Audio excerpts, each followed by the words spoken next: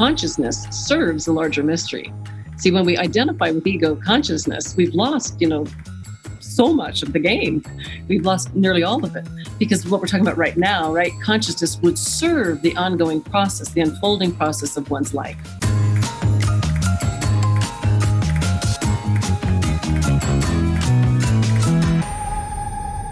Hello, everybody, and welcome back to the Chasing Consciousness podcast. So today we have the fascinating job of trying to get to grips with Jung's concept of the collective unconscious. Now, I've always loved Jung because I think his ideas can just offer a really brilliant framework in which to maximize our mental health and to use life's challenges to harvest meaningful lessons for us individually, and also just to navigate the subjective experience of being alive. But this is a science podcast, so we do want to get clear on what's just a useful idea and what is actually scientifically proven. And Jung was really shy to speak about scientifically unprovable ideas because he was a rigorous academic. But as his career progressed, he was encouraged more and more to elaborate on the tools he was using with his patients. And as we'll discuss today, he felt there was a huge value in acknowledging the active role of what lies just outside of the sphere of testable knowledge, rather than just dismissing it as non-existent. So I am so happy today to have Jungian analyst Dr. Monika Wikman with us to help locate this threshold between these two very different fields of knowledge, and also to explain in detail what the collective unconscious actually is, as Jung described it. Monika is the author of Alchemy and the Rebirth of Consciousness, and she received her PhD in clinical psychology from the California School of Professional Psychology, and then she deepened her knowledge of Jungian analysis at the Jung von Franz Center for Depth Psychology in Zurich. She is an expert on topics including the anima mundi and environmental issues of our time, archetypal phenomena surrounding death, dreams, active imagination, and alchemy. Wikman's work with the dying culminates in a research project on dreams of the dying at UC San Diego Medical Center, which is the foundation of her current manuscript, Alchemy of Life, Death, and the Wedding Veil. I have literally wanted to talk about Jung to a serious specialist forever, so I just can't wait to get into this. So without further ado, let's go.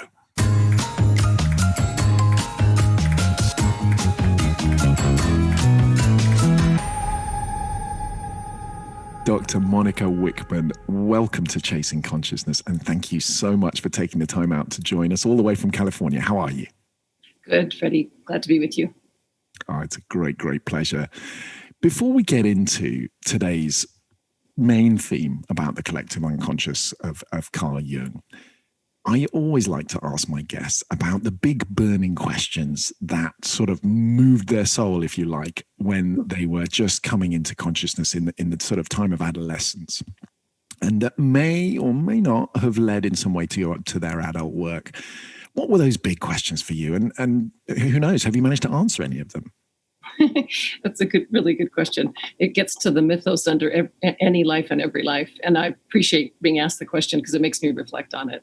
And two things come up that from childhood that I remember very keenly. When I look at the arc of my life, were informative. And one was actually in grade school. In grade school, I had a cyst on my wrist, and benign, and my parents decided to have me taken to the hospital to have surgery, so to get it off. And that went fine and all was well. But on the way to the hospital, a woman died in the car next to us on the road. And I, as a little tiny child, was watching her die. And it had a huge impact on me. And then when we got to the hospital, the reality of life and death suddenly was extremely real for me. And I remember also a teacher who had given me a book to take with me to the hospital, because it was days of recovery in those days in the hospital, not so now. But I had the book that was King Arthur and the Knights of the Round Table with me as a child. And I remember reading that and dreaming about it and being very touched deeply. And the world had changed when I came back home. So that was one very important event. And when I look at the arc of my life and how it informed me, my life ended up being about the border of life and death and research on life and death. And I've done quite a bit of research on the dreams of the dying and the phenomenon of near-death experiences and the work with dreams and illness. So that early life event really informed the rest of my life and my research. And I'm sure we'll be getting into some of those questions and around the nature of reality today that led into. Mm-hmm. And the other event was quite simple. I remember being probably 11 and stepping outside into the forest on my way to school with a little bag of books. And I remember a really big thought that came from somewhere around the nature of books. And it felt like a part of the psyche somehow that was making a comment on the schoolgirl carrying the books. And it was about, it was a conflict between two sides of self in that moment. And I heard them both very clearly. And I have lived both of these sides very strongly since then. And one voice was like, oh, the value of books and how much I love to learn. And I was, adoring what was in my little book satchel and happy to be heading for the bus stop. And the other part of me was in the revelation of nature with the pine forest and the beauty of the world. And it was saying, oh, it's too bad every human soul couldn't get, and mine couldn't get everything just from its own experience. And it wouldn't have to read what's in books. And that both and has stayed with me for the rest of my life and my work. It's very much underlies my work. So the burning question, how do we unite these two sides of our own inner experiences? And then absolutely the world of knowledge and wisdom that comes through the exchange of ideas. So Monika, what we're doing in this first series is we're laying out the current scientific territory for the listeners and for me, trying to work out the way mind, together with body, gives us knowledge about the world, and indeed how it lies to us, sometimes to maintain our existing worldview.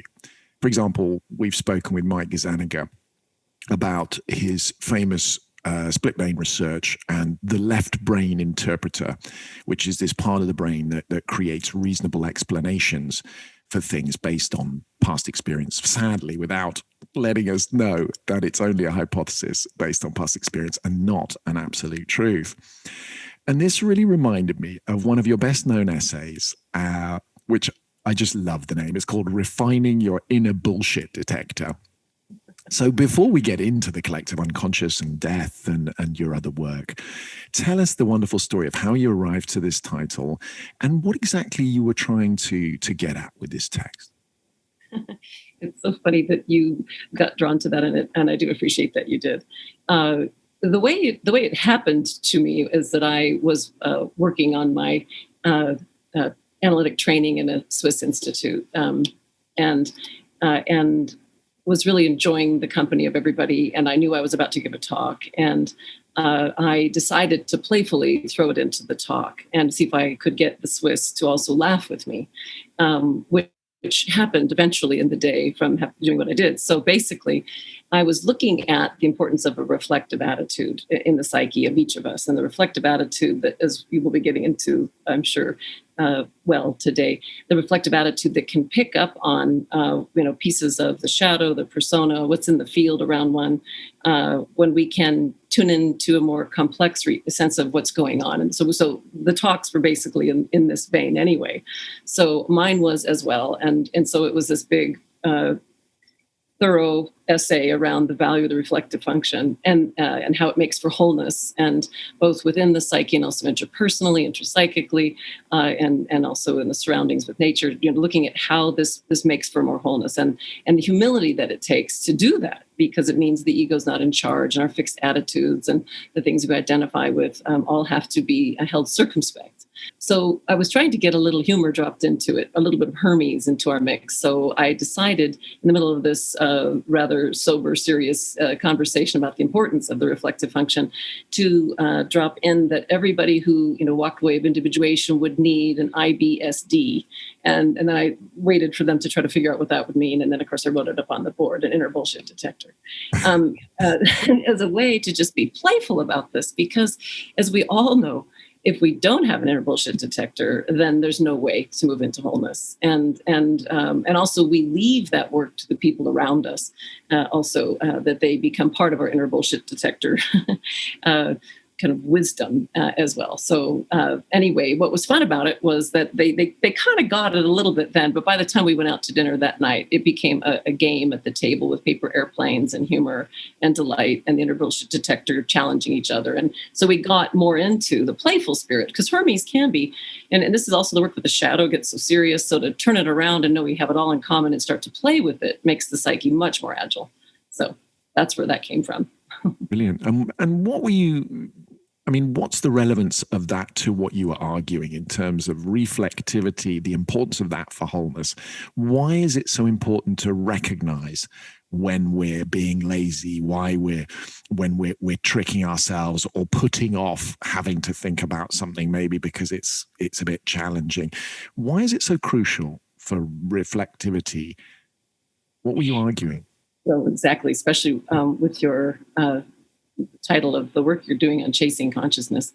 It fits right there, because the key for consciousness to grow is that can we find an agile attitude to know that we don't know, and that in any attitude we get into, it can get fixed. And as soon as we're in a fixed attitude, then we know we'll have lost the energy with the psyche. The psyche works in polarity. And as soon as we think we know something, or as soon as we're identified with something, then we're in a conscious attitude that usually will dry out or get lost or lazy, lose the energy of the psyche. It needs the polarity.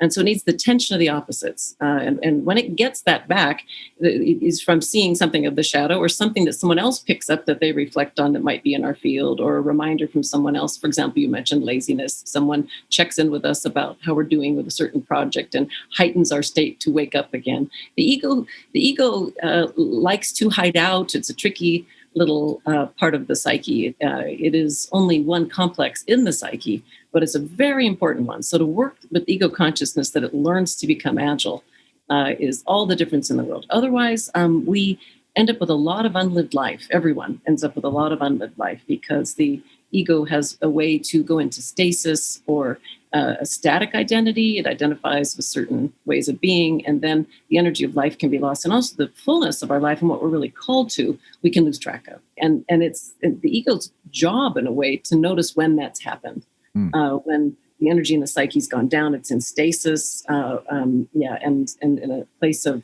lack of life energy or motivation or emotionality, and all the energies that make up the vitality of life. When we lose that, then we need to reflect and get back in sync with where polarity is operating. And definitely the not knowing attitude is 100% it. That is the only way that we end up relating to the bigger psyche, is through that I don't know. And it is the humility. Jung talks about that. He talks about the humility to read the signs and signals. He also speaks about, which also makes me laugh, when he's giving a very sober discussion about the Dissent, which is a part where consciousness becomes renewed. He's looking at how does consciousness get renewed, and he's speaking about the process of a psychological descent, which means that we have to end up really getting into our lives and finding out how the suffering in our lives is, calling us to have an awakening. And he really respects that, these pieces of suffering end up really creating an opening for us to grow.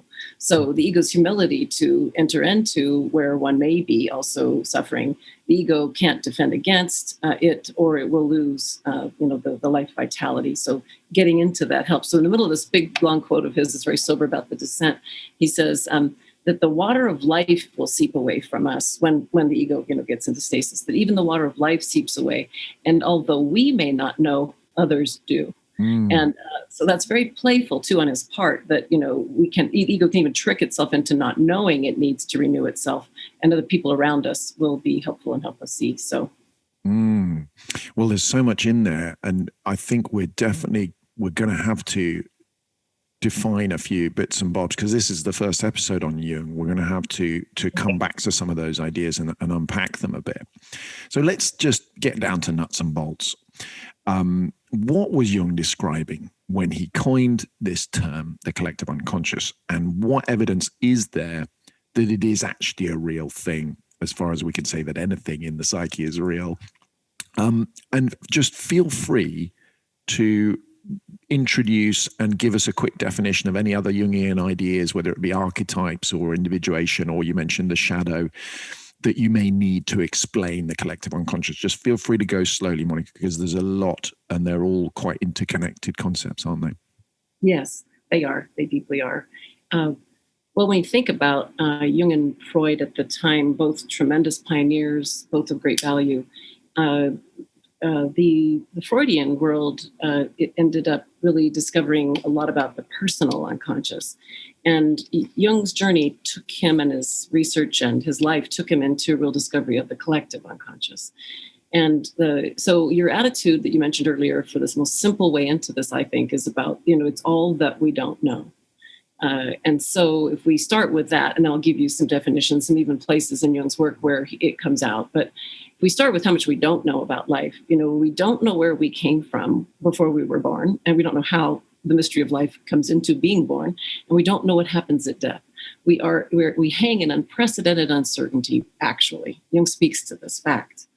And if we can bear that fact, then the awareness of ego consciousness can open up to the depths of the psyche and the depths of consciousness. And the collective unconscious, it ends up being really, as Jung speaks about, the life of the human soul, as he calls it. And we'll define soul here shortly, too, for your listeners, because that word can sometimes be problematic for people. It's the definition, and I've got a definition of how Jung describes it as one of the complexes in the psyche and what its role is. So we can define it as well. So anyway, what he is getting at with the material on the collective unconscious, it's like the ocean of underneath the human psyche of all that we do not know, but it erupts into our world that's known. So he speaks about the imperishable world erupts into our transitory world. So into the time-space world, things will erupt and happen where we realize, my gosh, where's that coming from? It doesn't obey the laws of time-space, and it has a different profound wisdom in it. So the forces of the psyche he ended up seeing as archetypes, and and I'll try to speak to that too. The collective unconscious houses these archetypes, and they inform our lives. And probably the best way is to give an example, and then we'll get back to something of Jung. And I know you had picked an example that you were interested in speaking about that Jung ran into around the person who had the breakdown. Did you want to mention that one, and then I'll comment on it? Jung's leading example that he used when he was speaking about this was the phenomenon of the paranoid schizophrenic patient who sees the sun's dangling phallus. And I think I would probably feel a bit crazy myself. I'd probably call the doctor if I started having these images of large phallic objects dangling from the sun. And the motion of this giant phallus dangling from the sun caused the wind to blow on the earth. Help. What's it all about? Okay, well, Jung ends up finding the mythological parallel to that. And this is where, and so this is a good example of how Jung ended up realizing as he's working with people who were very on the edge. He was working at the Berzoli Clinic. He actually lived above the clinic with his wife, and he would be attending to these people night and day. So let's just picture Jung's psyche for a second. There's the overworld. He's living above the Berzoli Clinic and working with these people who are being housed for very serious madness. And so this is one of the people that he runs into. And when he hears that story, he then remembers a myth that parallels it exactly. That has the reality of the sun with the phallus and the wind. And when he hears that, his consciousness has to make a real stretch. How can this man in the Berzoli Clinic be saying something that he's seeing in a state of madness that actually connects to something deeper in the psyche that shows up in mythology? So he began watching how, and the people that he was working with, when they would crack, that there were contents would come erupt into their transitory reality of their consciousness, and they'd be speaking things that would actually have deep mythological parallels. So that got his consciousness going around what could this possibly be that's expressing itself. And he began to notice, as he studied mythology with everything he had, he began to notice that people's thoughts and emotions and patterns, ways of communicating, and then also when something might erupt into consciousness as well, that he began to see these patterns in nature that were timeless and ageless, and that they were tracked and paralleled in myths. And even what the myths would be working out, you could see the consciousness of a human being trying to work out. This kind of parallel began to become also a healing function for him, because he began to realize that people were connecting to a strata of consciousness that he termed the collective unconscious, because inside it's the repository of the human psyche throughout time, and the imagination that's built up through time, that's come out in myths, that's come out in world religions, it's come out in scientific worldviews. The collective unconscious, houses these patterns, and so it's pattern recognition, honestly, that you're looking for when you start working with the collective unconscious. Is there a connection here between the word pattern and the word archetype? Archetype's interesting. It means imprint and to imprint into. So it has, if we go into the etiology of the word and sort of the energy behind it, it also means that something, is moving into the time-space world, and would make an imprint into matter. It would come into matter. So archetype literally tracks that process of being something that exists in the timeless world, and it moves into the temporal world. It makes an imprint into. So if we take the example of my early childhood, death and the question about life and death, and the Knights of the Round Table and the Grail legend, and all of that made an imprint into me as a very small child. That would have been like an archetype that erupted in my small life. And if anyone looks into your early life, you'll see them too. And then the archetypal pattern informs a life. So my question about the evidence for this being a real thing, in inverted commas, is almost irrelevant, isn't it? Because the archetype, the world of archetypes, the world of patterns, the world of the collective unconscious, it appears, is in a world beyond time and space. It is in some, as you put it, repository that erupts into reality. So the idea of it being a real thing is presumably the wrong way of thinking about this. Yes, I appreciate the question. It's more of experiencing it, I think, and also identifying and watching it. So this would get us to also our lenses of perception and our worldview. How when we see these patterns shift and move, what are we involved in? For example, collectively right now, we obviously the last 2 years, what we've witnessed worldwide. We have something that's erupting into the conscious world. We have a pandemic. The whole world is changing around what's erupting. It's not just a pandemic that's erupted, clearly.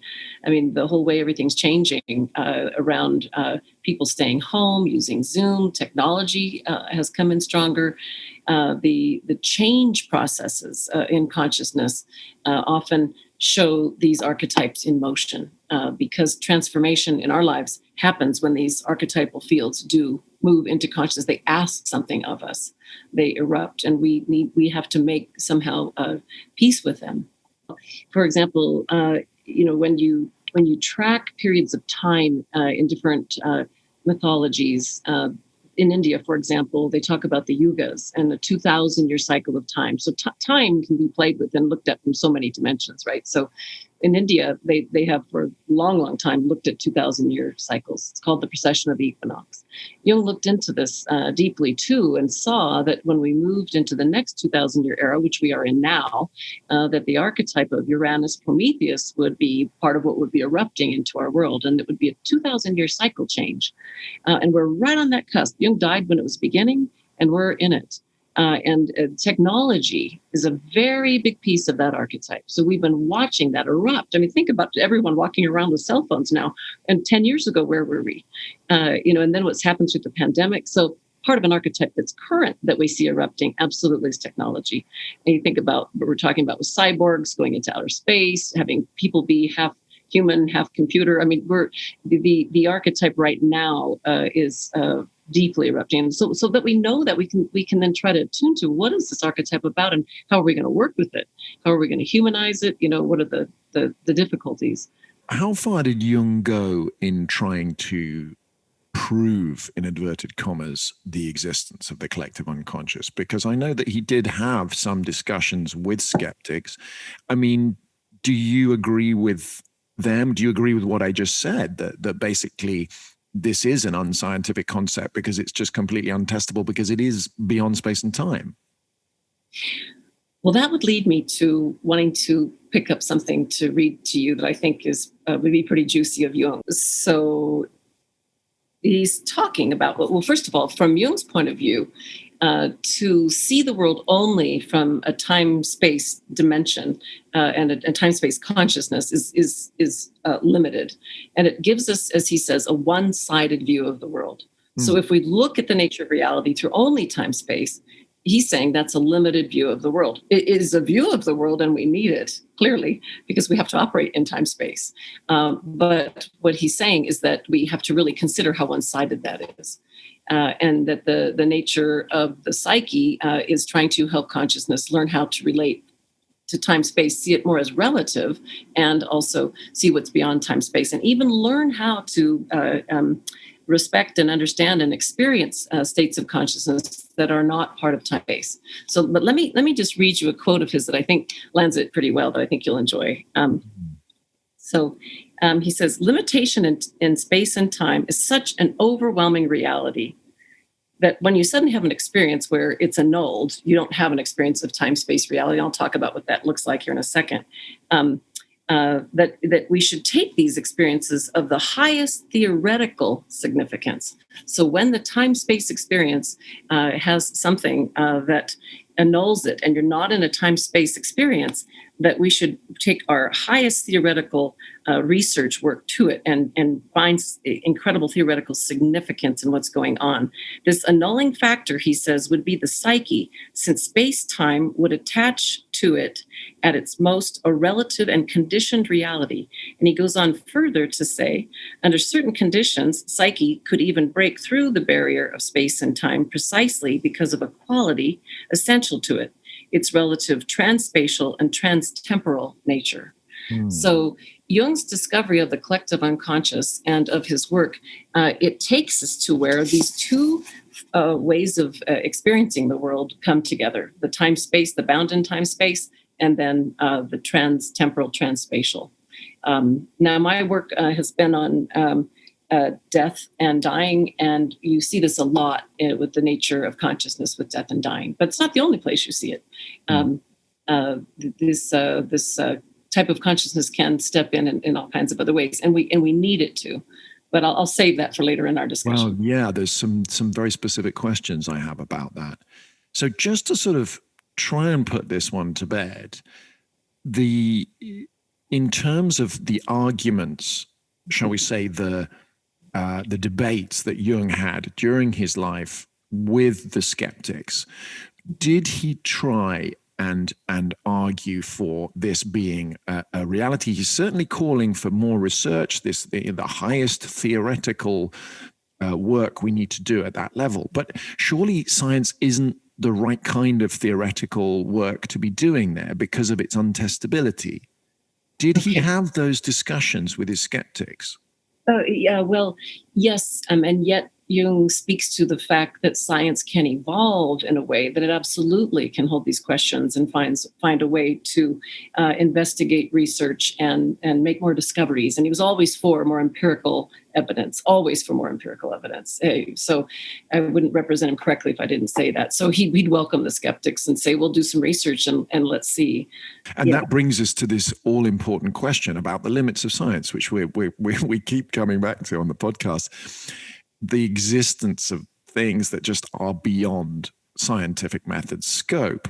So Jung said science is an attempt to get at the truth, and its rule is never to assert more than one can prove within reasonable or defensible limits. So, right, that makes perfect sense. That's the scientific method. But he also said that it was crucial to not be blind to the fact that scientific hypotheses are human veils and curtains concealing the abysmal darkness of the unknowable. Yes. Now, perhaps I should just repeat that. So Yes. It was crucial not to be blind to the fact that scientific hypotheses are human veils and curtains concealing the abysmal darkness of the unknowable. So my question for you is, what, in your opinion, did Jung believe was this limit? Where does this threshold lie? What was beyond the limit of the knowable? And does this field beyond the knowable, does that invalidate his theory of the collective unconscious? Well, what's really amazing, of course, is that scientists throughout time have relied on dreams. Einstein did. You look at many important discoveries that changed our worldview and will continue to, but it does not come from the logical, rational mind. It comes to a logical, rational mind, but it's not coming from the logical, rational mind. Einstein and all that hard work he was doing, his thinking intuition, was reaching far and wide and working on things. But eventually it's dreams that opened. If you see his dreams, it's very striking. So this is where Jung is speaking about that dreams and intimations from the collective unconscious, can erupt into the conscious. So how can the logical self track and investigate and find, meaning or no meaning inside what it discovers that may come up in dreams? So your question links very much to the research I did. So if you don't mind, I'm going to step into that a second. Please do, yeah. And give you a quote of Jung's too. Von Franz, Marie-Louise von Franz, of course, who worked with Jung and was, I think of her as really his right hand, and did so much for Jungian psychology, also way beyond his death. And you met her just before her death, is that right? Yes. Yeah.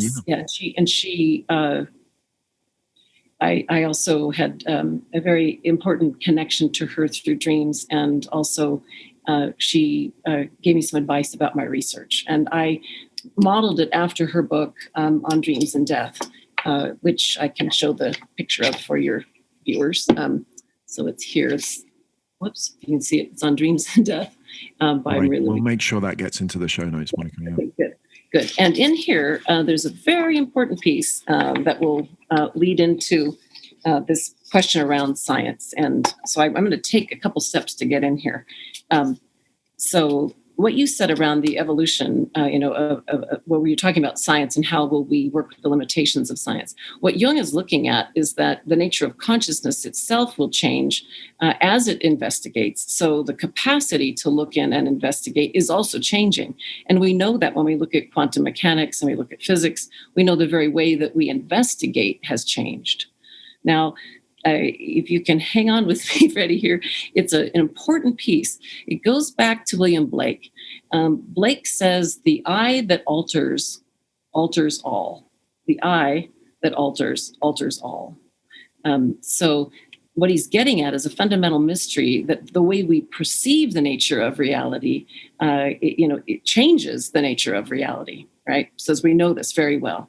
And the baggage we bring to the table, as it were. Absolutely. Well, absolutely. And I appreciate you saying that, Freddie, because that quote is true on every level of our lives. It's true interpersonally all the time. And so if we look at a person with a certain something that is in us, a projection, for example, or a thought or a judgment or something strange, and we're looking at a person through that lens, that can cause a ripple in the field for someone. They can, feel it. They can be responding to it without knowing what's going on. They can even enact it. So the eye that alters all. And so to be responsive in the field of all our relationships, to be aware of what am I looking at this person with or at this question with. So this is behind the evolution of the psyche, and it's behind the evolution of science. And it goes back in world mythology, way back to the beginning of time with the Nordic tradition. So if you don't mind, now we're with a myth that comes out of the collective unconscious that I think is also looking at the evolution from the very beginning.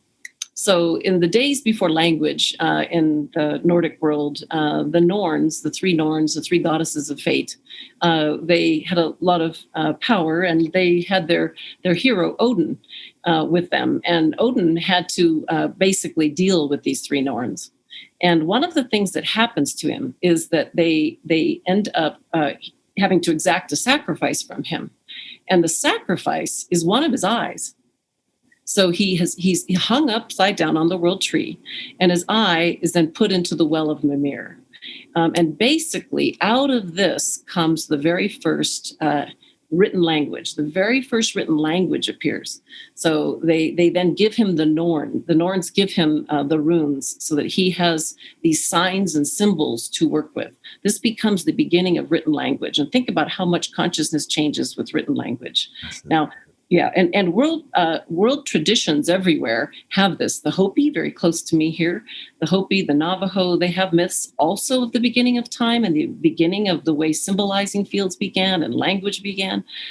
There are many myths that are in the Navajo and Hopi nation around that when human beings get out of balance, there can come a presence that shows up in the psyche and in their myths that helps to rebalance it so humans will see differently. And this is one of them comes from a Navajo myth about Grandmother Spider, that she helps human beings at a time when they get encapsulated and they forget their connection on the web of creation. They forget what the Sioux call metaquiasan, all our relatives.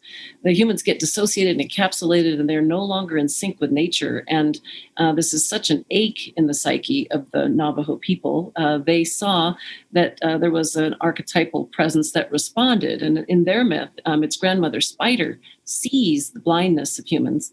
And when she sees this, she then leaps from the stars and she weaves a web of interconnection, again, from humans to stars to plants to stones. And out of that comes an interrelated field again, and humans wake up and see the world differently. They no longer see the world through the I it that they're doing of objectification. They're back into the I thou. They see and feel the world differently. So this question of consciousness and how we see things and how we hear things, this was very much at the heart of what Jung's work most centrally was about. He said that his work was at the bottom was one of, he saw, of learning to hear and to see in ever new ways. So the help of dreams, and certainly science can evolve this way too, and does, that we will see and hear and perceive in new ways. And the way that happens is from not knowing and leaning with our curiosity into the field. Like for Einstein to say, well, okay, I'm sorry, everyone who came before me, Copernicus, Galileo, he looks at all the scientists before him and the nature of reality, and he says, well, maybe it's not that way. Maybe there's more unknown here than we know. And his curiosity leans into the field and his deep intelligence. And then he gathers hints and creative process, and through intuition and more, he then changes our whole worldview. So his perception changes and our perception changes behind him, and our collective worldview changes. So science has to take a look at the perceiving lens and the lenses through which we perceive. This is a big piece in depth psychology that goes on that we will have to watch for. But I think it absolutely is behind science. So I've got a piece now. This comes from von Franz's work on dreams and death. And she's looking at Jung's new hypothesis. And this hypothesis that she's talking about, last chapter of her book, says that what we call physical energy and psychic energy today could, in the last analysis, be two aspects of one and the same energy. So again, physical and psychic energy today could, in the last analysis, be aspects of one and the same energy. So now I'm going to read a little piece that Jung has in one of his letters that comes next. And this gets into the research on dreams and death. And I'll make a couple comments from my own research, if that sounds good. So he says, it might be that the psyche should be understood as unextended intensity and not as a body moving with time. One might assume the psyche gradually rising from minute extensity to infinite intensity, transcending, for instance, the velocity of light, and thus irrealizing the body at death. So I know that's a lot for listeners, but basically what they're looking at is that time-space is not what we think, and that the connection of as something that extends itself into our incarnated world also moves on into the speed of light and beyond the speed of light into the world of intensity. So extensity into time-space and intensity into the world beyond matter. And then there is a dream and dreams give us, hints, and they bring us questions and such. And this will be, I think, an important piece to drop in here. My own experience, as I mentioned, that started, with that moment as a child and the encounter with death. It led later in my life to my own research through my own experience that then later led to the doctoral research with the 1,500 dreams of the dying. But the personal experience came when I had stage 4 ovarian cancer and was working with the psyche trying to get well. And in that time period, at one point I was given 2 weeks to live. And I'm not going to get into the whole of that here. It's more than you all would need. But the piece I want to mention just is that that the psyche erupted into the transitory world, the imperishable world, as Jung calls it, erupted into my time-space world, changed my life, and it changed my body, and it helped me become well. So, in fact, it went from you have 2 weeks to live to this experience, and then I had no sign of cancer. So, how do we scientifically explain that? And how can we? And of course, the doctors at the time working with me, one of them quit the practice of medicine and decided to do something else. Another one said, "Oh, spontaneous remission." Now, is that really as far as we're going to go with science to look into this phenomenon? What happens to people with physical symptoms and life and death experiences and near-death experiences where then people can, and this is something that should be investigated and researched well, and thoroughly with, good scientific rigor. I'm all for that. But these are the questions, that Monika, matter. can you tell us more about the transformational experience that as he put it, spontaneously, that put you into spontaneous remission, right? Just tell us what was happening internally. What, if it's not too personal? Sure. No, I'd be happy to do that. I especially in this context that we're looking at, because it's how do we take these events that erupt into our lives that don't make sense from the rational world? Time-space rationality and the normal logic wouldn't know what to do with this. And so that's fine that we wouldn't. And I'm with you. From my scientific mind, what would I say? But the scientific mind has to grow and stretch to do research on this and comprehend the world in a new way when these sort of things erupt. No matter what one's theory or ideas might be, this ought to be gathering our attention. And this is what Jung was saying in that earlier quote, that this ought to be where our researching minds want to go, is on these borders where the time space and something unimaginable or unknowable or undescribable or we can't grasp from the time space. That edge ought to grab our attention. It's grab my attention. And you said the edge. Science needs to include all phenomena, otherwise it's incomplete. It's just as simple as that. Absolutely. Then it stays within its static reconfirmation of itself, and it's just limited. It always has to be out on the margins, trying to see what new ways the consciousness is opening to something bigger than what it knows, because we're in a constant revelation of something bigger than what we know. We know that, at least when we look back through time and science, we know the evolution of science. It's a constant spiral into incorporating more from these borderland places of what we don't know. Yes. So in my experience, I was very lucky to have had the fate of working in Jungian analysis, and my life had gotten very stuck, and I ended up getting very sick. I ended up with stage 4 ovarian cancer, and staying low to the ground about this. The dreams were super helpful for trying to work with the symptoms. Part of what Jung's work does is it says that also symptoms that come into time space can be worked through by looking at the symbols that are the symbolic nature of them, like to take them into what's called the symbolizing field to try to understand them. So this makes me want to just mention that if you really look at the value of Jung's work, really the value of Jung's work in the world today, it would be the work with the symbolizing field. Mm. This leads into what happened to me because I was taught the symbolizing field. In psychology, Piaget looked at the way that mental life develops in a child through pre-operational through operational formal operations. He's looking at how the nature of the capacity in a tiny child evolves.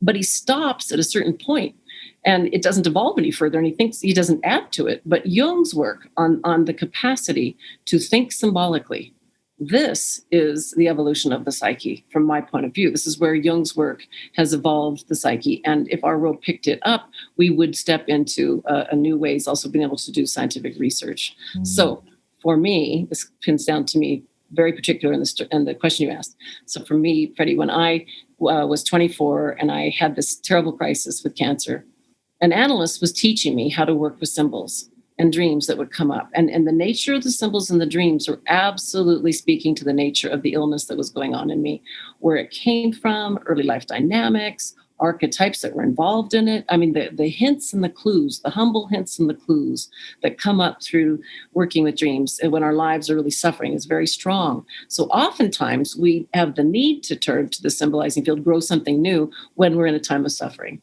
Can you think of a strong, clear example for the listeners there of a symbol that came up in one of those dreams?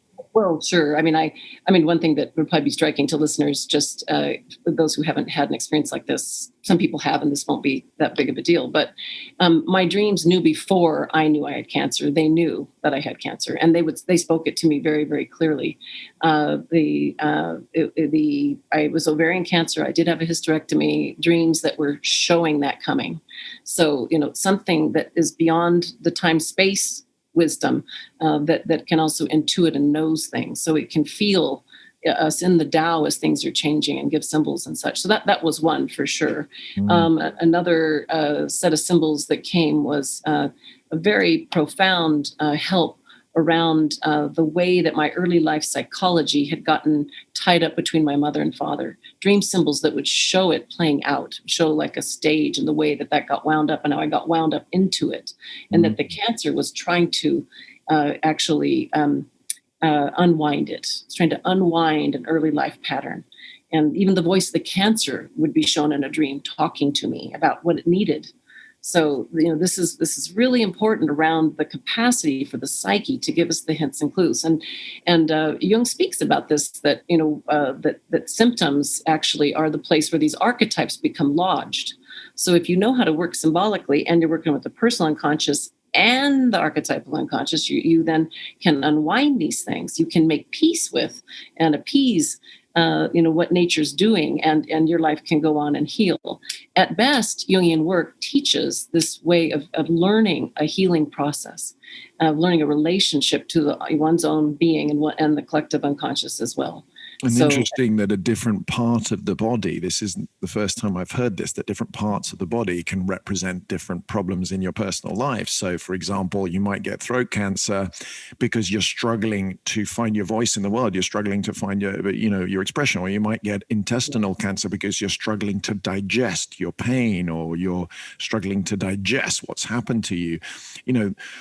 That could sound to a sort of material scientist, that could sound completely irrelevant, but from the point of view of psychology, that's incredibly meaningful because the mind and the body are so deeply connected.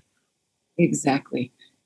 And then when we do that, we lend dignity to the body, that it also has great wisdom and it holds a lot that is unconscious to us. And our relationship to the unconscious can often come through what Jung called the somatic unconscious, how the body can hold and know things. So right. Just for the listeners, what does the word somatic mean? Somatic. So, yes, good point.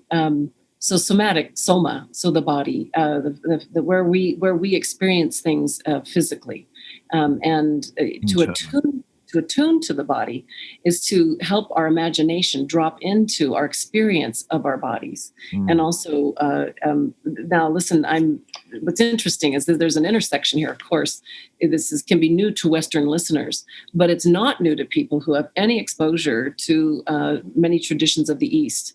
And everywhere that acupuncture comes from is completely from this. The meridians of the bodies that have names, the intelligence that lives in the body, and the activation of healing that can come through working through the psyche soma, cranial sacral work, osteopaths work right out of this field of interaction. Where so see, from our rational minds, we think, oh yeah, that's a little strange, but to so many millions and millions of people around the world, it's not strange at all. Well, and a wonderful image of the cancer telling you what it needs. It's almost like this idea that, we see the illness as the enemy, but in a way, I've always seen illness as a call to action. It's like saying, look, this is the result of your attitude and your behavior. And in a way, it's a blessing, because it sort of says, hey, look over here, this is where you need to work. Absolutely. Absolutely. There was a feminine presence that spoke to me very clearly about how it had gotten into the situation and what it needed to come out of it. So the intelligence of the life force within us can speak through the symptoms about what it would need. And so here we are, we're really seeing it in action here, Freddie. Consciousness serves the larger mystery. See, when we identify with ego consciousness, we've lost, so much of the game. We've lost nearly all of it, because what we're talking about right now, right? Consciousness would serve the ongoing process, the unfolding process of one's life. What the meaning of life and the wellness of life and what wants to be lived and brought to fruition in the life. So clearly I was thrown onto the edge of the unknown in this time. And I know you asked about, what happened. So here I'd learned about the symbolizing field when I was 24. Now I hadn't read a lot of myth at all. I was 24 when I first got cancer, and I got into a Jungian analysis. And then 4 years later of working with it on the edge the entire time, but working with symbols, they thought I would die within a few months, and I didn't. But I kept thinking that, I would get well. I did. I really sensed, oh my gosh, through what the medicine of what was coming from the dreams and such, the feeling was I was really going to make it. So when I suddenly got incredibly sick and only had 2 weeks to live, that was a huge shock to me, huge shock. It was like, oh my God. And I had to literally had to come to terms with reality, because I couldn't sleep. I couldn't stay awake. I was always sleeping. I couldn't eat. My life force was just going fast. I had to really face that fact. And when they gave me the 2-week prognosis, 2 different doctors did. My then partner at the time, we drove out into the desert on the edge of the Hopi and Navajo Nation, because he said, what do you want to do? I said, let's just drive all night into New Mexico. So we got out under the stars in the back of our pickup truck, and he fell asleep. And I then ended up really railing against the reality of what was going down. I realized, boy, if I was going to do it, it was going to be this moment. So because I couldn't stay awake, and I knew I had to come to terms with what was going on. So I started with, I don't know how much of this, Freddie, you'll be wanting to get into, but I started with, really speaking to the unconscious and speaking to the collective unconscious about it. I knew enough from the symbolizing field to do that. This is what Jung talked about. The ego consciousness needs to make a bridge. It needs to penetrate in and also, let the world of the unknown know where the ego stands. So I was doing that. I was saying, my life has so much to live. What are you thinking? My world is not, my life is not done. So anyway, I got into this interaction, and then I realized, I could do this or that. I was thinking about the things I could continue to do, yoga, eating nothing but vegetables, all that. And I realized, Monika, you can't even stay awake. That's not reality. And as soon as I face that, as soon as I face the fact of dying, and I was just in there facing it, then I finally did what's so important in the psyche for all of us, is when we surrender to something bigger. Now, this is inside AA. This is inside so many traditions of how we get well. That we need some, there's some place where the ego, it's not submission. It is a trust, surrender. Perhaps. Yes. It's a trust that's in it. It's a trust surrender. And at that moment, I just let go. And I said, okay, I can't control this. I'm not in control. I am not in control of living and dying. Oh, that's a big one, isn't it? Accepting not being in control. Yeah, and wanting to live and fighting with all your might to live, and absolutely realizing you've done all you can do, and now there's no control. It's all surrender. And but what happened is the symbolizing field showed up in front of me. I was sitting up in the back of the pickup, starry sky. My partner was sleeping. My dog was sleeping at my feet. And I was sitting up in the back of the truck. And then I could perceive, because I'd been working with active imagination, I could perceive the symbolizing field right in front of me, communicating with me. And I just stayed with that. And I felt very much a giant scarab beetle that appeared in front of me, and a message that came with it. Monika, you must make peace with the spirit of this creature. And it went down into the earth, and it was like a dung beetle that was eating up everything and taking it down into just its oblivion, back into matter, back into nature, back into the totality. And I was part of that. And any identity I had, anything I thought I was, it took me deep into an absolute other state of consciousness. And what I assumed, of course, okay, Monika, you're dying. And this is the experience of dying, and it's bliss. You just let go of everything. You're not who you thought you were, and you're now entered the oneness with all things, and you're just in the oneness, and that's what's happening. And a little voice in me said, "Oh, if only I could come out of this long enough to tell my partner that dying is bliss. If I could just come out of this to tell him it's bliss." That part's still wanting some place in it. But a series of events unfolded in that visionary state that culminated in an experience of the light body. Now, many people report this, and I'm not special. Many people report this exact same pattern. It's a healing pattern in the psyche. And that's what I think is really important. The white light experience, now this is on that continuum of matter and spirit that we just were looking at from Jung and von Franz's work, right? So the extended into matter and the time-space consciousness that we have in our ordinary life, and then events in life that will take us into a non-ordinary state and an experience of the psyche that's larger. And sometimes, not always, but sometimes light is part of that, part of a healing experience, part of a healing process. In near-death research, it's a very prominent part of what happens to people. It's one of the commonalities that comes. This is Raymond Moody's work and many others.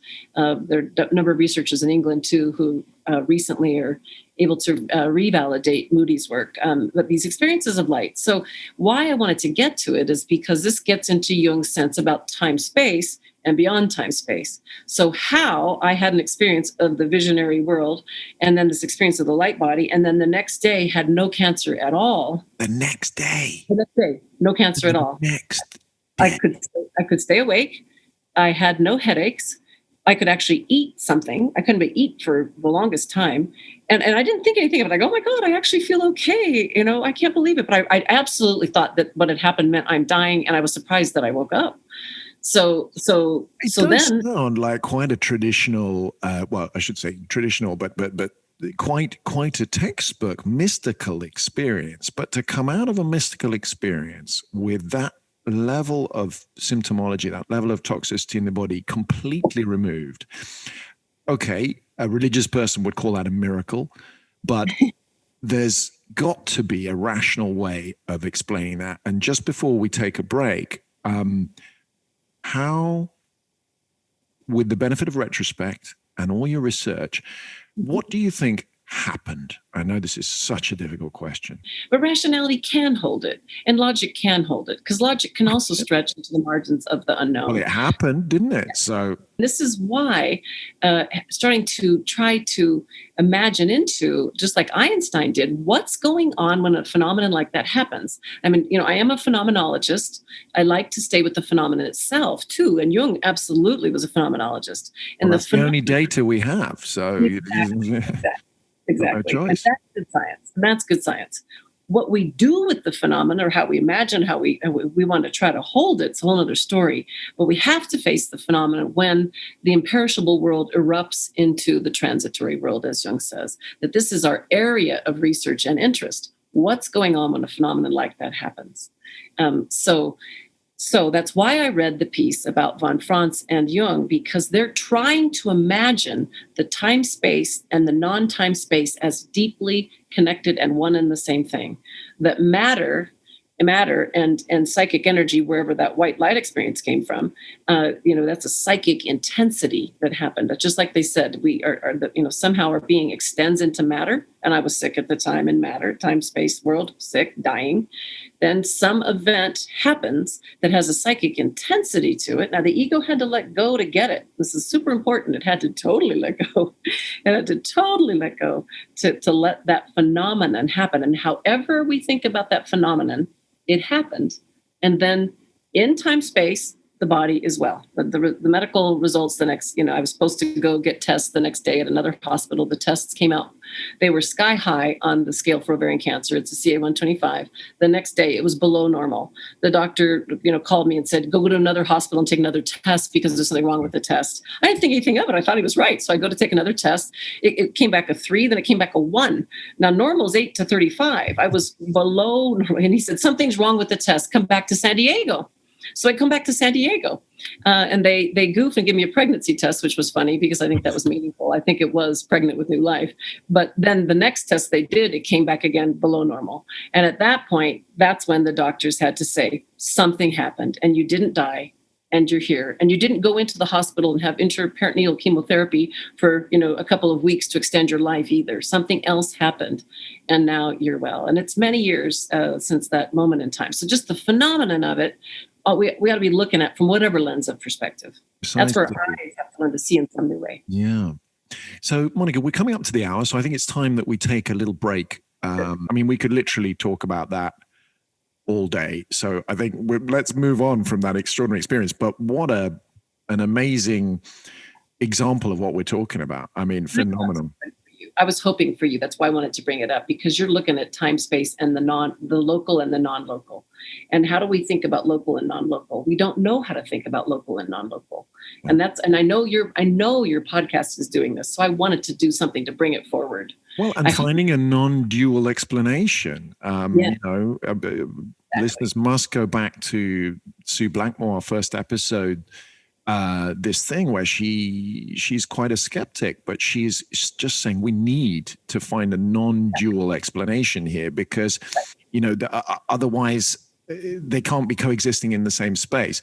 And it sounds from your experience that there is a very clear dual, bidirectionality, where we're finding not only the mind, the matter influencing the mind, but then, as you said, only when we let go, interestingly, does the mind have that ability to come back and completely influence matter. Extraordinary. I'm really with you about non-duality, but how we get out of non-duality is to hold it as polarity. Right, but that we're going to have to come back to. Let's come back. We're going to start with that, actually.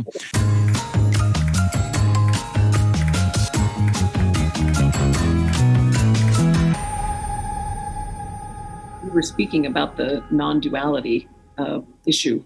Absolutely. We were speaking about non-duality, and maybe finish what you wanted to say about that before I bring it back to this other question.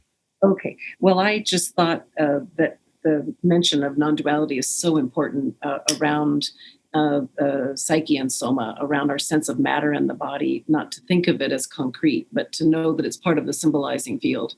And when we do that, we're out of looking at things with split consciousness, as if matter is only matter, as if we know what it is, we take it for granted.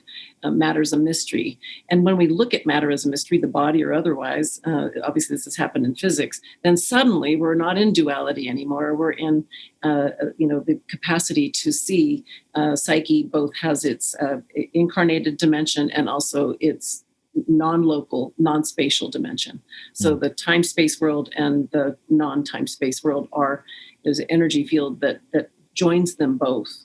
And so I think that's where we get to on the edge of science. And that's why I mentioned the peace of mind, because it's a phenomenon where that happens to many people. But where we get some phenomenon coming in that is actually healing that duality split.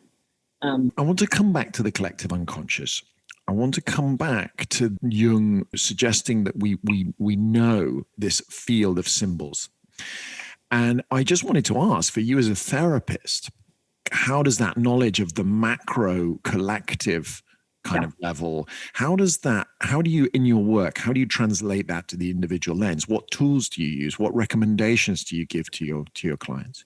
Sure. Well, one of the things that happens in the field of analysis is that if the analyst has experiences of the non-duality, then they hold a field that perceives and looks at and contains a process that's very open to the mystery of whatever's going on. So right away, there's an attitude of non-judgment, and also knowing that one doesn't have the handle and that a mystery is here. Let's look at the patterns and let's look at them with fresh eyes, and let's catch the hints that are coming to us through the way the symbolizing field works. So that'll be in the interactive field completely. That is therapists, analysts working definitely with all the patterns that happen in transference, countertransference. So the interactive field of relationship, you can feel it there. You definitely working with dreams. The capacity for people to bring in their dreams and to attune to the symbols, images, and the flow, and also the questions that come up, and the way things are being addressed by something larger that is inside the dream wisdom. So partly what that does, when you work with your dreams and all, you the ego begins to respect that there's an authority deeper than the ego, and the experience of that just keeps deepening and deepening. And so in a Jungian analysis, the ego learns a relationship with the unconscious. And that relationship itself is the whole goal. So it's a felt relationship that grows over time. So the ego doesn't have its normal coordinates by the end of an analysis. It doesn't have the same coordinates it came in with.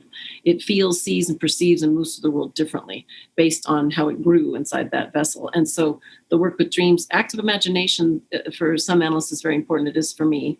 I think one of the biggest gifts Jung gave us is heading us back to relationship to the imagination in the Blakean sense. So working with active imagination, you basically, for your listeners who don't know, you learn how to get into a place of inquiry. It's a place of inquiry where you drop back in with the imagination, and you can pick up something that might have happened in a dream. You can pick up your connection in your body to a symptom or something you're feeling. You can start with anything as the original source piece of an active imagination. And then you literally hold a space where you get to watch and be present with what wants to unfold in the interactive field with the imagination. So that process can become very alive. So if you've got a shadow figure, for example, who shows up in your dream and your analyst says to you, that is something you ought to work with an active imagination. The person might sit down and picture, okay, I just, met my shadow Bill in that dream, and my shadow was. Monika, I'm sorry to stop you here, but just because we haven't done a show about the shadow, we're going to do a whole show in the next series. When you talk about the shadow, very, very in a phrase, what are we talking about there? Great. So just like any time something stands in the solar light, it casts a shadow. So the ego is connected to a solar presence, and we can feel it's like that. It holds connection to consciousness. So consciousness itself casts a shadow, and the shadow will show up in dreams. The shadow can be what consciousness doesn't know, because consciousness becomes one-sided. So however consciousness is one-sided, it actually needs its shadow. It's a bit like Peter Pan. You got to sew the shadow onto the feet. So the ego knows what the shadow is. And then when we do that, it gets way more lively. And the shadow is always showing new sides. Now, Jung says, a very strange quote, he says, 80% of what we need is in the shadow. So the shadow's valuable. Now, sometimes the shadow, is the awareness around it is valuable, but sometimes the shadow has something that we actually need. So, for example, if someone has a very rigid consciousness and they're very moralistic and judgmental and tight, their shadow might appear as a tricky, playful presence that they don't trust. But that tricky, playful presence is something that they actually need to get closer to, an attitude that they need to make friends with and get out of the rigidity. That'd be an example of the shadow being valuable. And there we're back to your idea of polarity as well, in the sense that what we always need is the thing that we've got, the opposite of the thing we've got too much of already.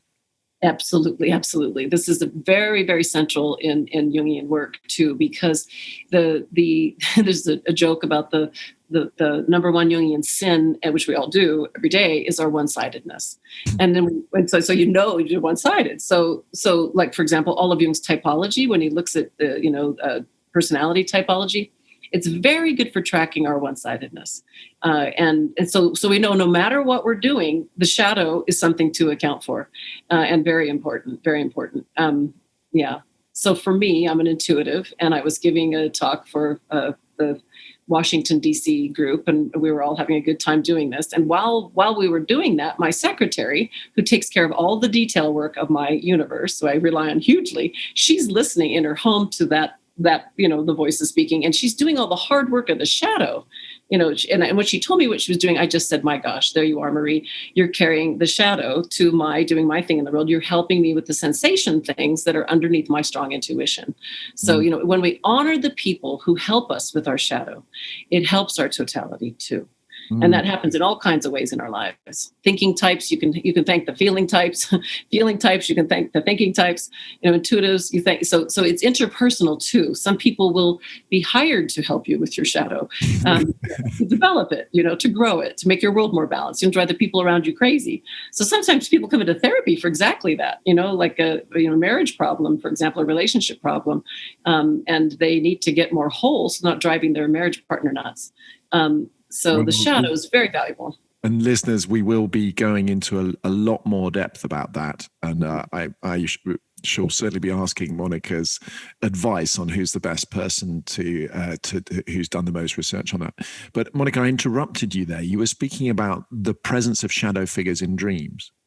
Oh, yes. So dreams, active imagination, you want to get related to, and inside the imaginal field, you want to get related to what comes in, and the ego learns to relate, and the ego and also these contents from the unconscious also change.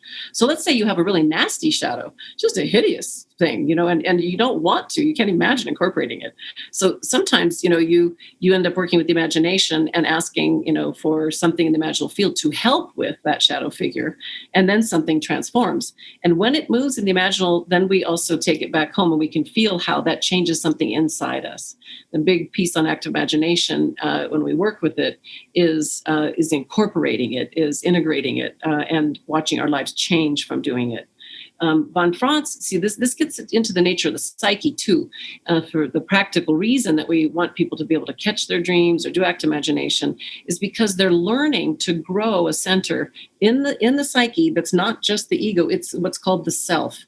It's this larger center that has profound wisdom and holds the human personality in a very deep way. Jung, of course, met up with Philemon. That would be a picture in the Red Book of Jung making contact with the wisdom presence that lives deep in the psyche. And the ego can develop through these means to get more energetically connected to this presence. And this creates a new center in the psyche. So the ego is not so alone, not relying on just its ways of perceiving. And as soon as it is relying on its ways of perceiving, it knows where to go in the psyche to get more whole. So there's much more to all of this, but in terms of practical pieces, the interactive field, definitely. And then working with dreams. Sorry to mention, it's a kind of polarity thing again, isn't it? It's that it seems that the process of healing or bringing into awareness seems to be stimulated, that we need a dynamism, we need something to come in and mix things up. You mentioned the trickster, you mentioned the shadow. It's like, really, we just need something to come in and kind of upset the inertia and get the ball rolling again. It doesn't really matter where or in what direction, as long as something's moved, something's in a state of change again.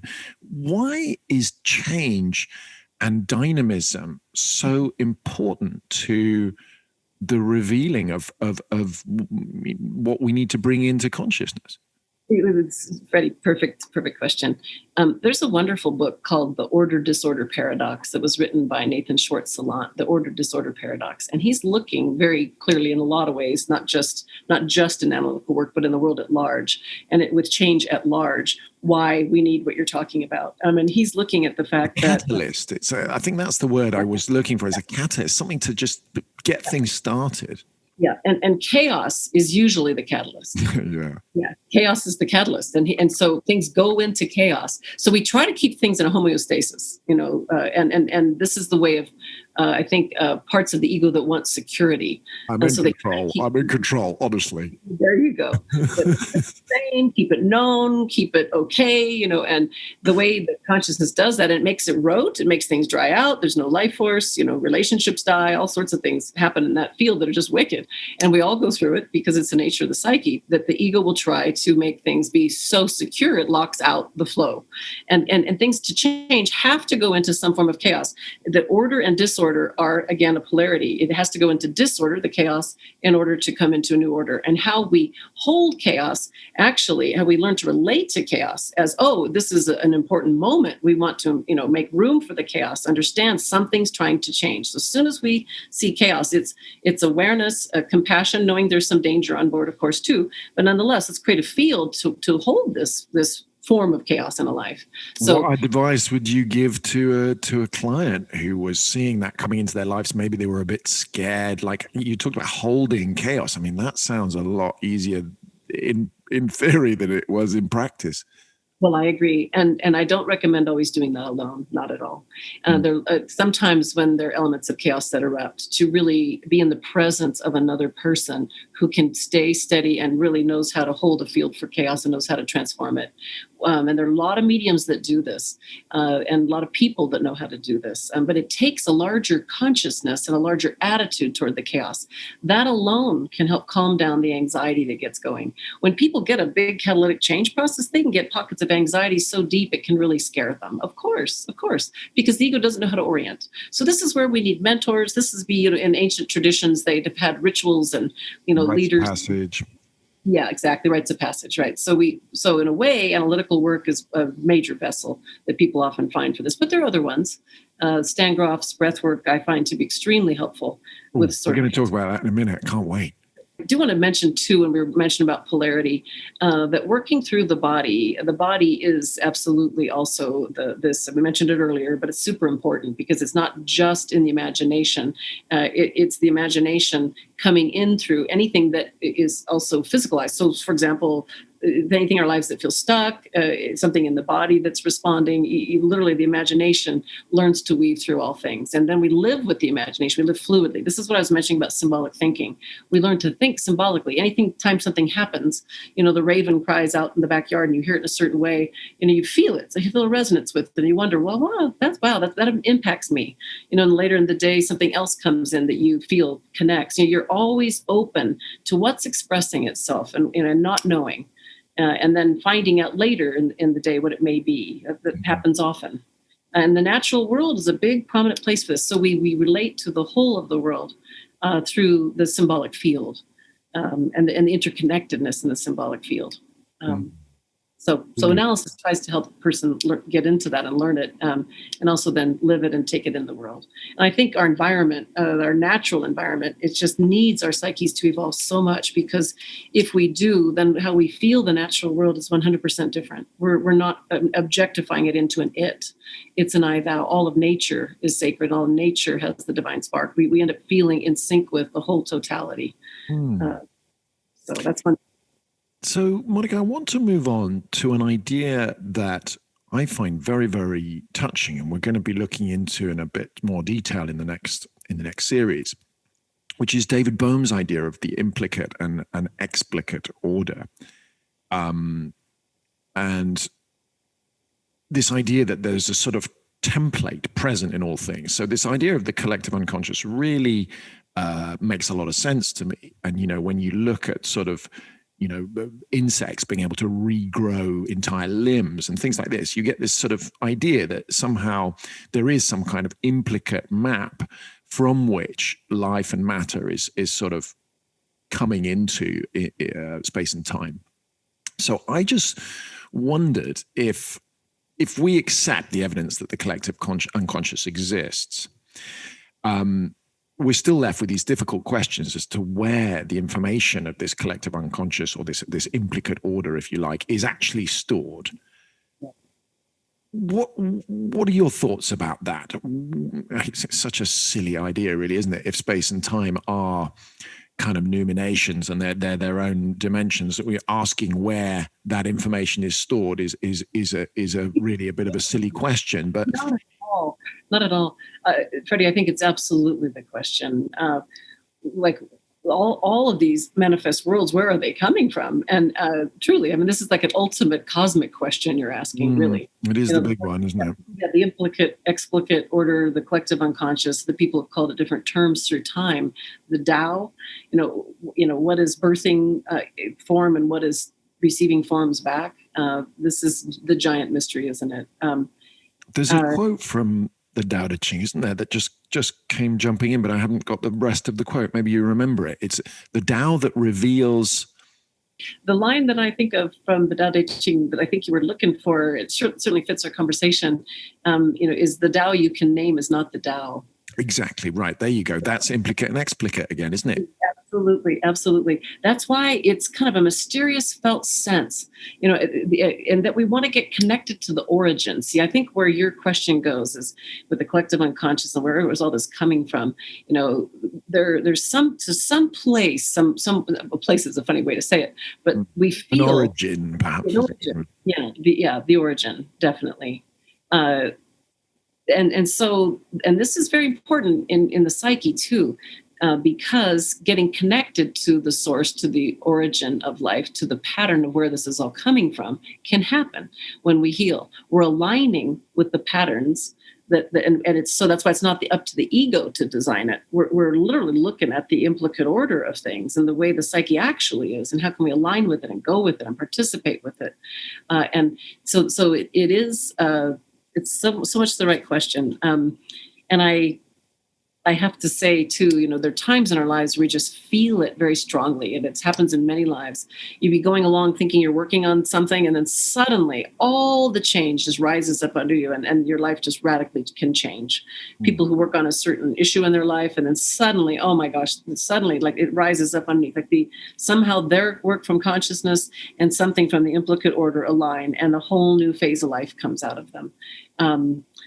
Think about women that I know who have done mothering, for their what feels like their entire life, and then suddenly the kids are gone, and then all those hopes or dreams they might have wanted for the unlived life, and then suddenly, you think, how could this woman who just had all those children, devoted her whole soul to this for 20 some odd years, suddenly be in a place of emptiness, and then suddenly she's actually grabbing a hold of something else from deep inside. It's not an ego agenda. I'm not going to make myself do X, Y, Z, but suddenly the life force rises up, and what aligns her with life. She might go through emptiness, feeling of meaninglessness, and not even knowing why she's living, and searching around in that. And then from searching in that, what is the origin in her nature? Where is there life force energy that could reinform the life that we individually also try to get back connected to that implicate order.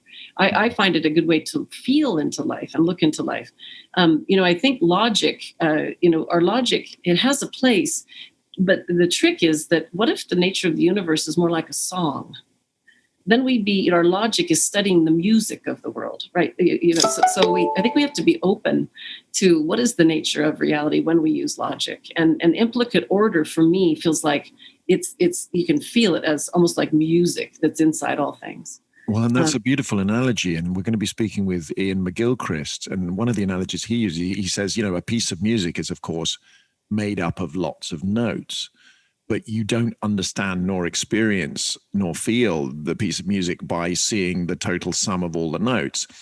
And I think, there's an importance here with that kind of analogy, isn't it? That the more subjective experience, the total experience, the context, the wider context, the perspective, if you like, is so much more than just the sum of its parts. And I think it's a very, very important learning, beautiful analogy there. Now, I want to come back to your work, Monika, because we haven't spoken enough about that. We touched on it with Jung's abysmal darkness of the unknowable. Obviously, abysmal meaning a large abyss, not abysmal as it's come to be used in my country, at least, as something that's abysmal. It's just terrible. But obviously, I think he's using this in a much more mystical and rather wondrous sense, this idea of this abysmal darkness. It's just infinite. It gets totally empty.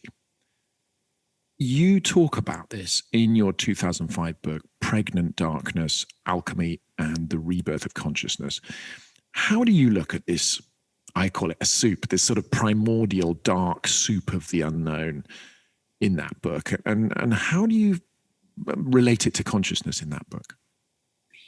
Well, in that book, I'm wanting to help create bridges between the conscious world and that abysmal depths, and show how people can get related to it in a way that you get a relationship and it brings fruit.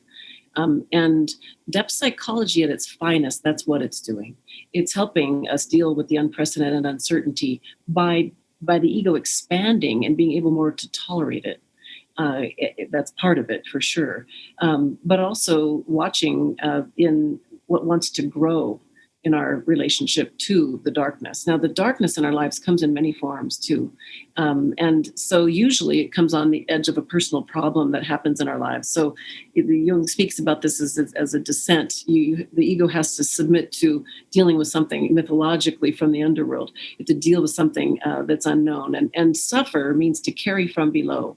So suffering has a role in our transformation if we turn toward it. Not suffering forever, like masochism can do, but suffering has a role because it's where our attention is caught.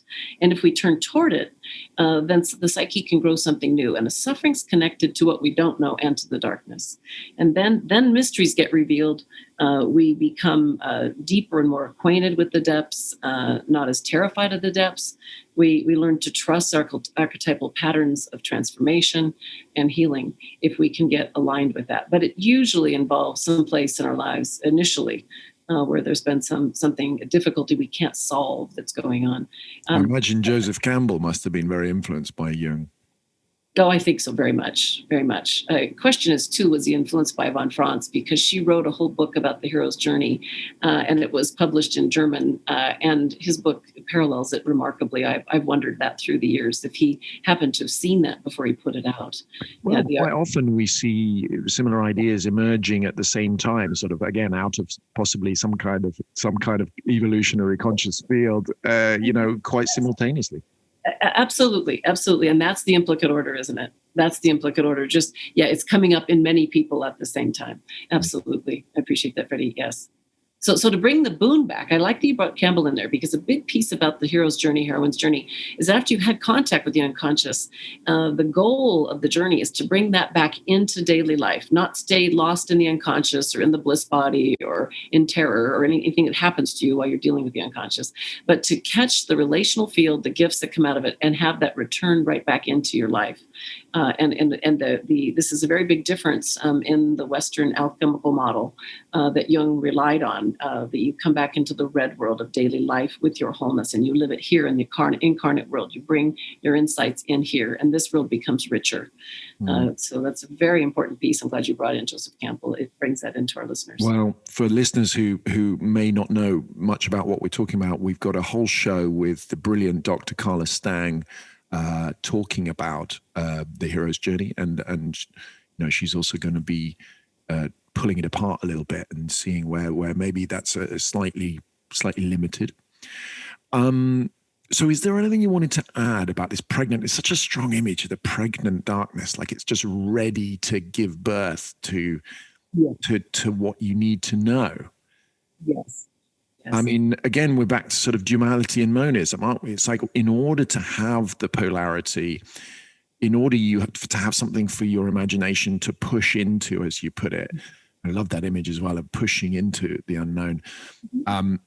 We really do need that contrast between what's known and unknown in order to have a polarity to work with. I'm with you about the wording pregnant darkness. This is also when the ego gets oriented to just those words and then the reality of it, that the darkness if you turn toward it and it turned towards you, and Jung says this, that the unconscious, shows the face that you turn toward it.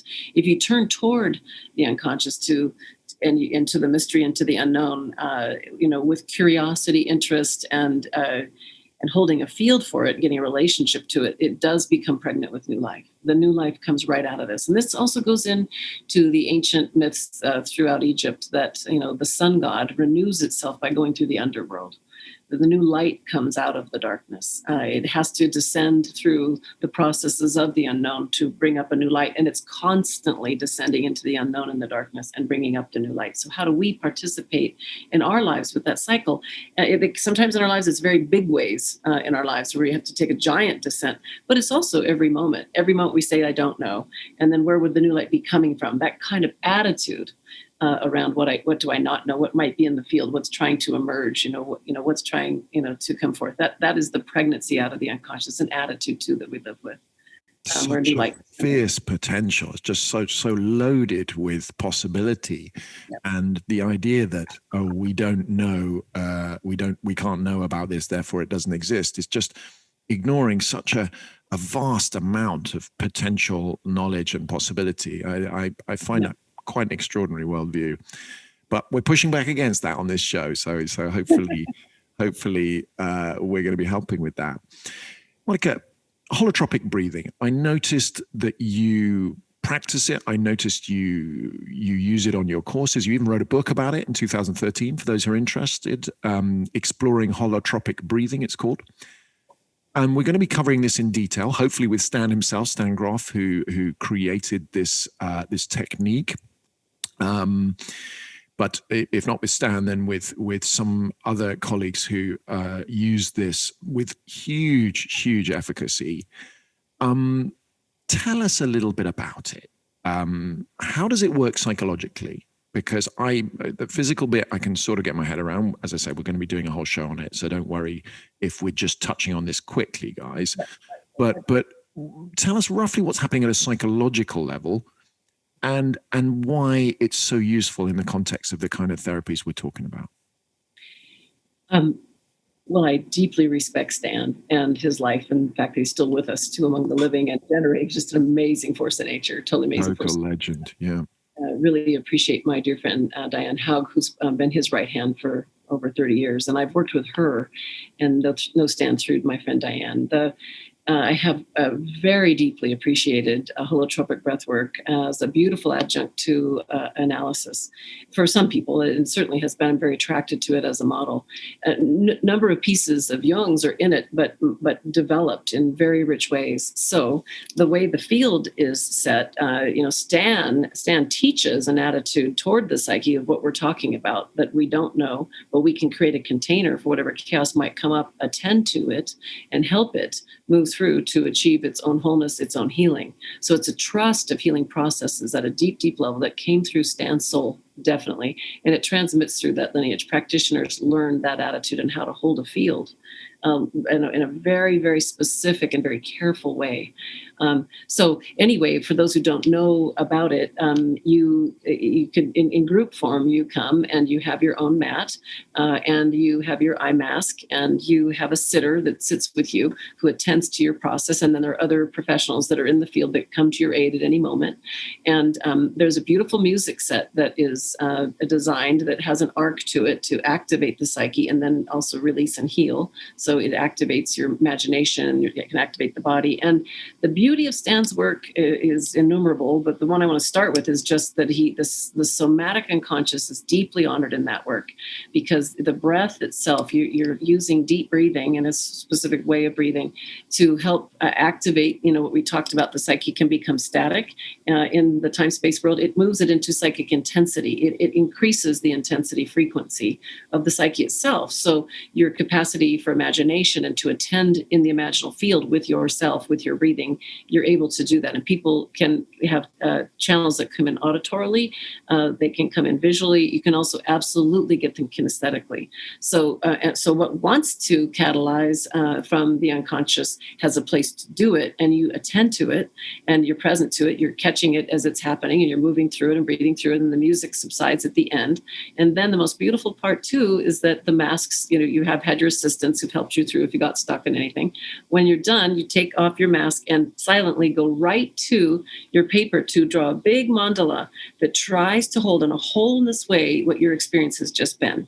So active imagination, which we recognize from Jung in a new form, and absolutely the mandala, that something larger that's holding your experience, the circle. It's an image of the self already. And then the capacity to hold on to, integrate, and value what's come through. The community is very rich. I deeply respect that work. And for any of your listeners who haven't tried that, there's the Grof Transpersonal Training. They can look up online and find a group. Carrie Sparks now runs that by herself, and Stan has a new invention up his sleeve too around this work in the world in another way. So I appreciate your asking. It's very valuable, and in Jungian work, from my point of view, extremely valuable. Well, it leads into my next question about altered states of consciousness, because I was really shocked.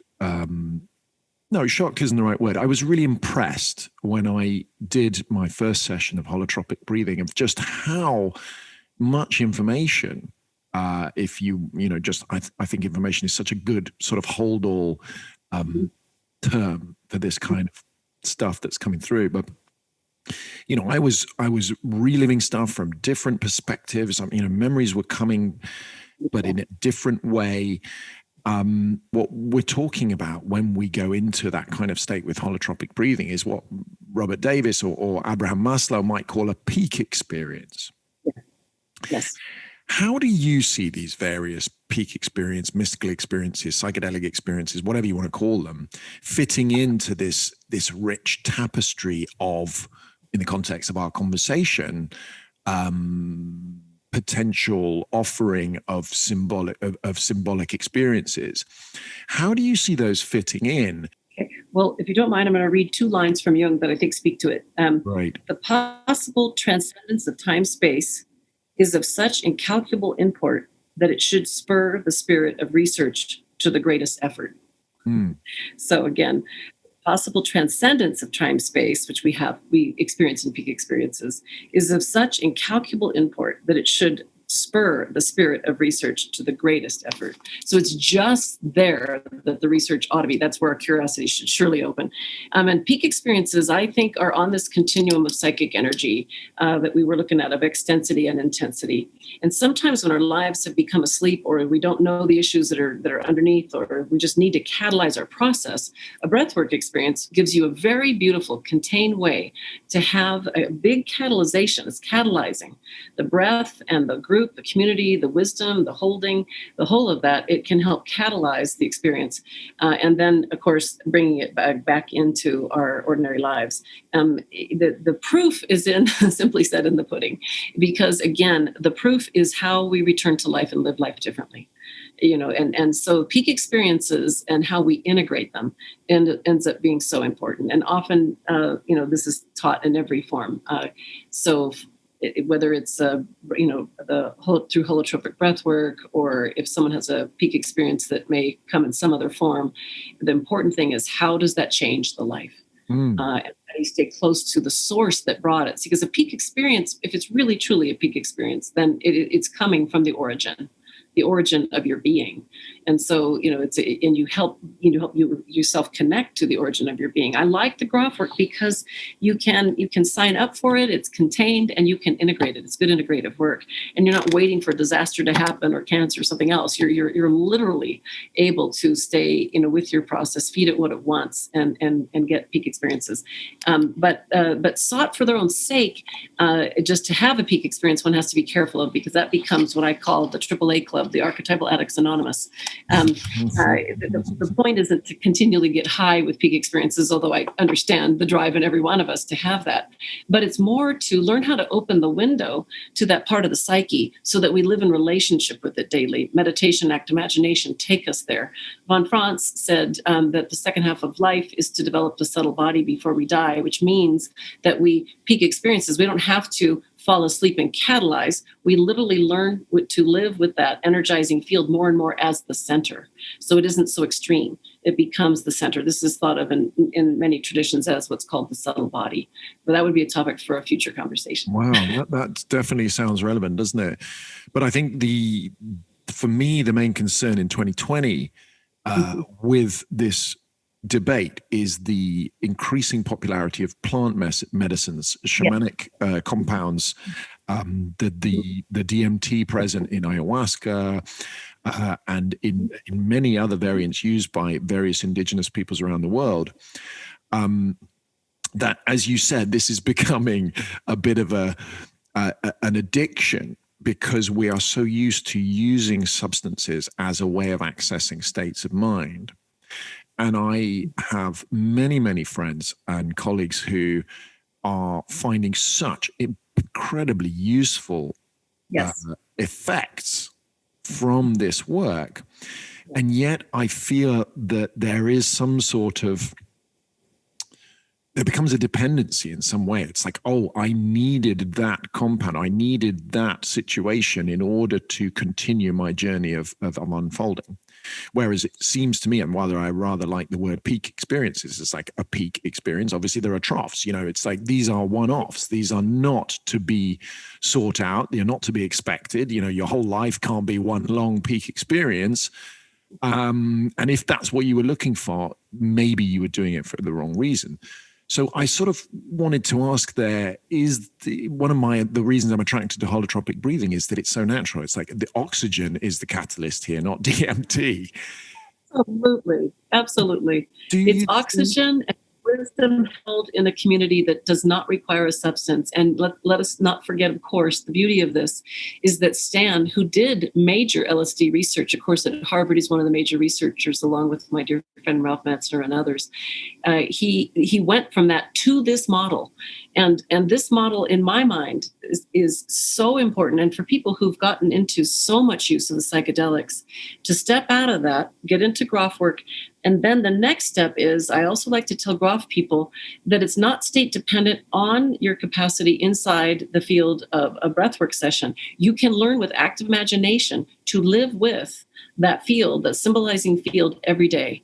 And this is the work of Von Franz. This is really where my work has gone, and I think many people's has, is how do we court the subtle body, which is the mystery of the symbolizing field that helps us feel the presence of what we contact in those peak experiences, that it's with us all the time. And it doesn't create, as you so beautifully said, Freddie, the super highs and the super troughs. The bipolarity, the psyche can really get going with a lot of psychedelic use. The opposite then in daily life can often happen.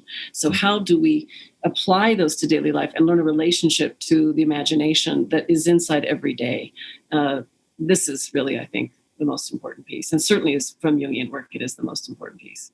Monika, as we draw to the close, I want to link this back to your mystical experience. I had no idea about that extraordinary experience that you'd had. And I think it's a wonderful a little bit of what we've been talking about, that happened to come up so beautifully in conjunction to these questions I wanted to ask about mystical experience and peak experience. But coming back to that, you discovered in the most extraordinary way possible, really, the truth of the work you went on to practice professionally as an analyst. Yeah. What is the importance of mystical experiences of this kind, peak experiences of this kind, and do we really need an experience of that kind to sort of shake us out of this inertia, this quotidian, this block? Or does it not necessarily have to be that extreme? Just how necessary is mystical experience to transformation? Well, I so appreciate your question, Freddie, very much.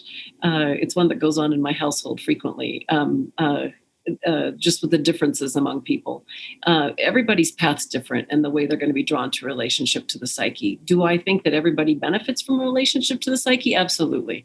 How one is called and what is one's fate and how one works with that is I think, all uniquely different. But the value of mystical experience in some form or fashion, absolutely, I feel it's the balm that helps the human being, because it changes completely the nature of consciousness, and it lets consciousness evolve. It brings peace. It brings a sense of meaning, a sense of unity with the world. It gives a place of an energized field from which one can live. So however one grows that center, that's the issue. I think the problem with psychedelics is I don't see it helping people grow the center in daily life. If you leave it there, if you leave it state dependent, it's very problematic, even if you have reflections on it that are meaningful. I think there has to be a way, an ongoing way, that we live with the imagination. That's what Jung says, that the whole piece, day to day, how do we live with the imagination? I have an example of this. It's really great how the psyche plays with this, and maybe this will be the last thing I say. I don't know, Freddie, probably.